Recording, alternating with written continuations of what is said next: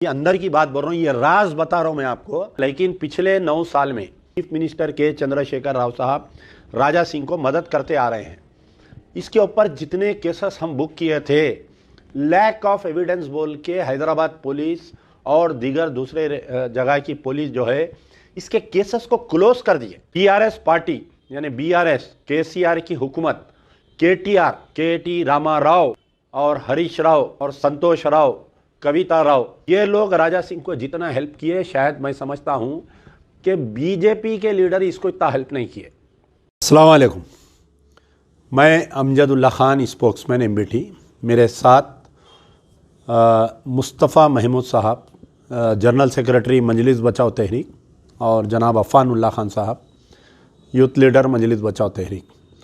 आज आपके दरमियान में आने का वजह यह है कि जैसा कि आप लोग सब जानते होंगे कि आज जो है बीजेपी की लिस्ट जारी हुई, जो हालिया में तेलंगाना असेंबली इंतखाबात आने वाले हैं, उस सिलसिले में भारतीय जनता पार्टी की लिस्ट जारी हुई। और उस लिस्ट में जैसा कि मुझे भी यकीन था कि ये चाल चलने वाले हैं बीजेपी वाले।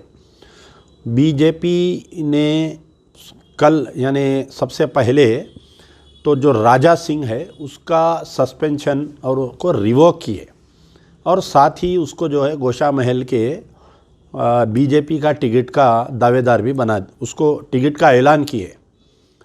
तो अब यहाँ पर मैं आपको थोड़ा बतलाना चाह रहा हूँ कि राजा सिंह को बीजेपी यानी बीजेपी का जो पॉलिसी है ये खुल के आ गई।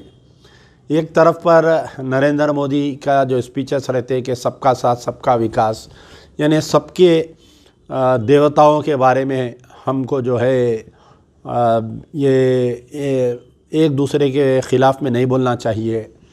ये जो मॉरल साइंस पढ़ाती है बीजेपी, वो आज जो है राजा सिंह का सस्पेंशन को रिवोक करने की ये न्यूज़ से ये बिल्ली थैले के बाहर आ गई है। यानी बीजेपी फ़िरका परस्त थी पार्टी, और बीजेपी ऐसे लोगों को परवान चढ़ाती है जो ख़ास तौर पर मुसलमानों के या इस्लाम के बारे में बोलिए, या उनके पैगंबरों के बारे में, या प्यारे नबी सल्लल्लाहु अलैहि वसल्लम की गुस्ताखी जो करते हैं, उनको बीजेपी आगे बढ़ाती है। चाहे वो नुपुर शर्मा की सूरत में रहो, चाहे वो राजा सिंह की सूरत में रहो। लेकिन यहाँ पर बड़े अफसोस की बात ये रही कि हमारे तेलंगाना में जो पिछले 9 साल से जो सरकार रही, पहले जो टीआरएस थी, अब बीआरएस है।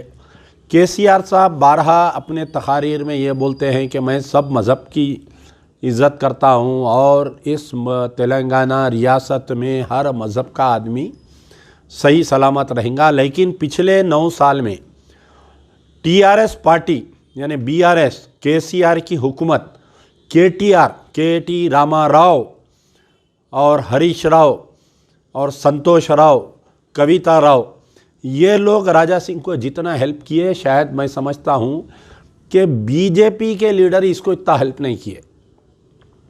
मुसलसल पिछले 9 साल से जब से ये एमएलए बना, पहले एक कारपोरेटर था राजा सिंह, उसके बाद में एमएलए बना, ये उसका तीसरा टर्म है। तो जब से ये एमएलए बना, कहीं ना कहीं मुसलमानों के ताल्लुक़ से, कहीं ना कहीं इस्लाम के ताल्लुक़ से इसकी इश्तियाल अंगेज़ी मुसलसल आती रही। अब आप सुन के हैरत करेंगे कि मेरे पास एक एक एविडेंस है कि किस तरीके से बीआरएस पार्टी, चीफ मिनिस्टर के चंद्रशेखर राव साहब राजा सिंह को मदद करते आ रहे हैं। इसके ऊपर जितने केसेस हम बुक किए थे, लैक ऑफ एविडेंस बोल के हैदराबाद पुलिस और दीगर दूसरे जगह की पुलिस जो है इसके केसेस को क्लोज कर दिए। और जो श्री रामनवमी और हनुमान जयंती में जो केसेस में राजा सिंह इन्वॉल्व था, जो दुकानात को जलाए थे मुसलमानों के, वो केसेस में जो पुलिस वाले विटनेस थे और वो केसेस में जो पुलिस वाले कंप्लेनेंट थे, ये तमाम तर ज़्यादातर जितने बड़े सीनियर ऑफिसर्स थे कोर्ट में जाके हॉस्टाइल हो गए ये लोग राजा सिंह के ख़िलाफ़ में बयान नहीं दिए। यानी एक तरफ इसको खुली छूट दे दी गई बीआरएस सरकार की तरफ से, केसीआर की तरफ से, केटीआर की तरफ से, और दूसरी तरफ अगर इसके ऊपर केसेस कुछ पुलिस वाले बुक किए तो आगे जाके वो केसेस को जो है लैक ऑफ एविडेंस बोल के केसेस को क्लोज कर दिए।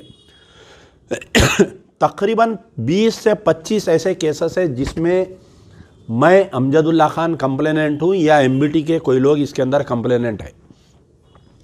लेकिन राजा सिंह के ऊपर केसेस को, हमारे केसेस को भी कम, यानी उमन ऐसा होता कि अगर कोई केस देते तो उसको नोटिस देते और केस में अगर एविडेंस नहीं रहा तो कोर्ट विल डिसाइड कि वेदर दैट मैटर में एविडेंस है या नहीं है। लेकिन राजा सिंह के केस में ऐसा हुआ कि तेलंगाना पुलिस के आला ओहदेदार, principal secretary home, director general of police, chief minister की इमा पर राजा सिंह को मुसलसल 9 साल से बचाते रहे, उसको 9 साल से जो है बचाते रहे। अब जबकि उसकी हिम्मत इतनी बढ़ गई थी उसकी हिम्मत कि अगस्त के महीने में 2023 अगस्त में ये नबी करीम सल्लल्लाहु अलैहि वसल्लम की शान में गुस्ताखी किया तो पुलिस इमीडिएट एक्शन नहीं ली, केसीआर गवर्नमेंट इमीडिएट एक्शन नहीं ली। काबिल मुबारकबाद है वो नौजवान जो रोड पर आकर जो लंबा एजिटेशन चलाए, 10 दिन तक एजिटेशन होने के बाद में जब ये देखे कि हुकूमत बदनाम हो रही, कि inaction of the KCR government, inaction of the KTR government, उसके अंदर तहत इसको जो है मजबूरन गिरफ्तार करे। फिर एक बगैर किसी तैयारी के कोर्ट में गए ये लोग पीडी एक्ट डालने के सिलसिले में। पहली मरतबा कोर्ट इसको हकाल दिया, फिर दूसरी मरतबा जब आवाम में नाराज़गी पैदा हुई, जब एहतजाज हुआ तो दूसरी मरतबा इसको पीडी एक्ट डाले। मैं समझता हूँ 1 आध महीना अंदर रहा। दूसरों को जिनको पीडी एक्ट तेलंगाना गवर्नमेंट डाल के, पुलिस डाल के अगर भेज रही, 2-2 साल लोग अंदर रह रहे हैं। लेकिन राजा सिंह जो है पीडी एक्ट में 1 महीने के अंदर या 1.5 महीने में वापस आ गया। अब उसके बाद में बीजेपी वाले जो राजा सिंह को सस्पेंड किए थे, मैं आपको आज ये अंदर की बात बोल रहा हूँ, ये राज बता रहा हूँ मैं आपको कि ये सरकार दो आलम सल्लल्लाहु अलैहि वसल्लम की शान में गुस्ताखी किया या ये मुसलमानों के ख़िलाफ़ में बयान दिया बोल के बीजेपी वाले नहीं किए थे इसको सस्पेंड। राजा सिंह को सस्पेंड करने की वजह ये थी कि ये बीजेपी के आला बड़े लीडरों को गाली गलौज कर रहा था। बीजेपी की लाइन ऑफ एक्शन से इन्हें बाहर निकल गया था इन्हें। और राजा सिंह जो है पहले इंद्रसेन रेड्डी जब बीजेपी के सदर थे उनको गालियां देता था। फिर उसके बाद में किशन रेड्डी पहली जब सदर थे जब भी किशन रेड्डी उनको भी गालियां देता था।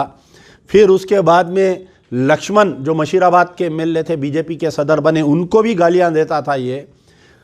यानी जो भी बीजेपी के बड़े लीडर से उनके साथ बदतमीज़ी कर रहा था, गालियां दे रहा था। तो ये पूरी बीजेपी की जो सीनियर टीम है ये मौका देख कर ये रखे कि मुसलमानों के खांधे पे गोली रख के चला दिए, ये बोले कि इसलिए हम इसको सस्पेंड कर रहे हैं।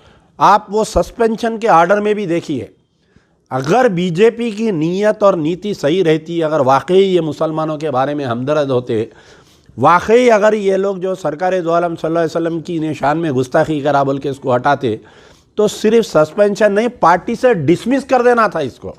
और आज जो है उसको फिर से रिवोक नहीं करके उसको फिर से टिकट नहीं देना था।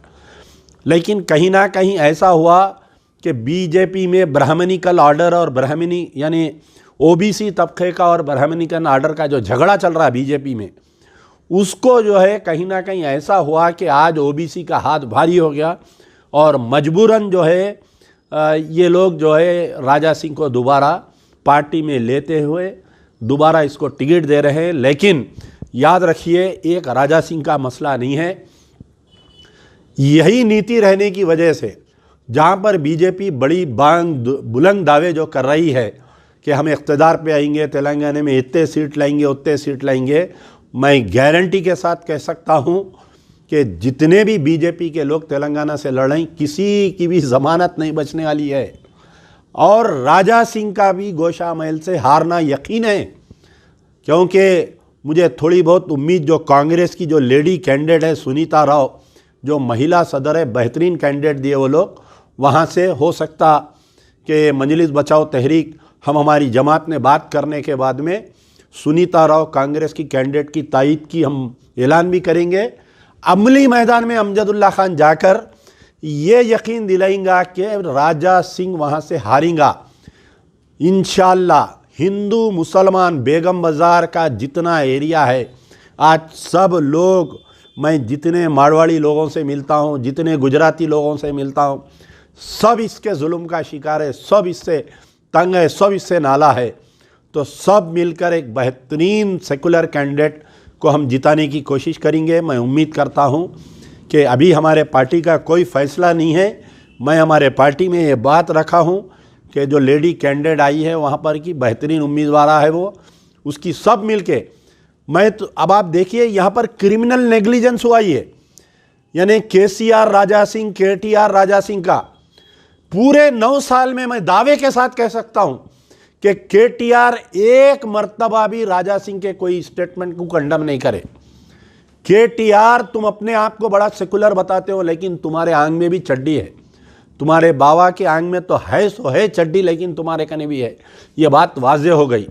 अगर तुम में दम है, आई एम चैलेंजिंग कि तुम केसीआर साहब जाके कामारेड्डी क्यों लड़ रही, केसीआर साहब तुम जाके गजवेल क्यों लड़ रही।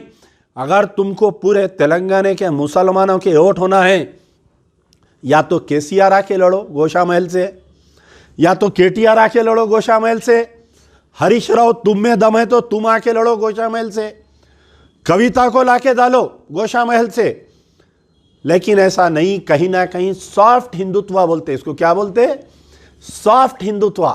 केसीआर और उनके अफराद ख़ानदान, केटीआर, कविता को ये डर है कि अगर हम राजा सिंह के ख़िलाफ़ में मुहिम चलाएंगे या राजा सिंह के ख़िलाफ़ में हम लड़ेंगे तो कहीं ना कहीं तेलंगाना का हिंदू नाराज़ होकर जो है बीआरएस को वोट नहीं देंगे। मैं फिर से चैलेंज कर रहा हूँ, अगर केसीआर साहब आप अगर गोशा महल से लड़ेंगे, अमजदुल्ला खान तुम्हारे को खांदे पे बिठा के पूरे गोशा महल में लेके फिरेंगा। केटीआर अगर तुम गोशा महल लड़ेंगे राजा सिंह के खिलाफ में, मैं चैलेंज कर रहा हूं, तुम मर्द के बच्चे तो आओ, आके तुम गोशा महल से नॉमिनेशन डालो बीआरएस से। भूखी सूखी खा के पूरे मुसलमान तुम्हारा साथ देंगे, तुमको खाने पे बिठा के पूरे गोशा महल में लेके फिरेंगे और 1 लाख मेजॉरिटी से जीता के भिजाना मुसलमानों की जिम्मेदारी रहेंगी। लेकिन कहीं ना कहीं ये तुम्हारा जो मैच फिक्सिंग चल रहा है केसीआर, केटीआर, कविता, हरीश राव का राजा सिंह के साथ, ये बात वाज़े आ गई। तो इंशाअल्लाह दुआ करिए कि इस मलून का, इस गुस्ताखे रसूल का, इस जलील राजा सिंह को हारना ज़रूरी है। पूरे तेलंगाना में गंगा जमनी तहजीब को रखने के लिए एक बेहतरीन कैंडिडेट की सब मिलकर हम तायद करेंगे और सब मिलकर जो है उसको हम वोट डालेंगे। हमारी नज़र है गोशा महल के ऊपर। इंशाअल्लाह ये मलून नहीं जीतना चाहिए, हर वो मुसलमान की जिम्मेदारी है, हर वो हिंदू सेकुलर हिंदू की जिम्मेदारी है कि मलून को यहाँ से भगाना चाहिए। यार जिंदा सोबत बाग। रियाज इस्लामिक स्कूल, तालीमी मैदान में एक नया इनकलाब। इस्लामिक और मॉडर्न एजुकेशन की अजीम दरसगाह। 23 साल तजुर्बे के बाद तलबा और तालिबात के लिए रियाज इस्लामिक स्कूल पेश करता है हिफ्ज़ कुरान, नाज़िरा कुरान, क़ायदे के अलावा नर्सरी ता 10वीं जमात तक की तालीम का बेहतरीन नज़्म। बच्चों के लिए हॉस्टल की सहूलत, मुस्तहिक़ तलबा के लिए खुसूसी रियायत, तलबा और तालिबात के लिए अलहदा क्लासेस के माकूल नज़्म, खुसूसी computer classes, hardware and software training. बच्चों में तहरीरी और तकरीरी सलाहियतों को उजागर करने के लिए हफ्तावारी प्रोग्राम।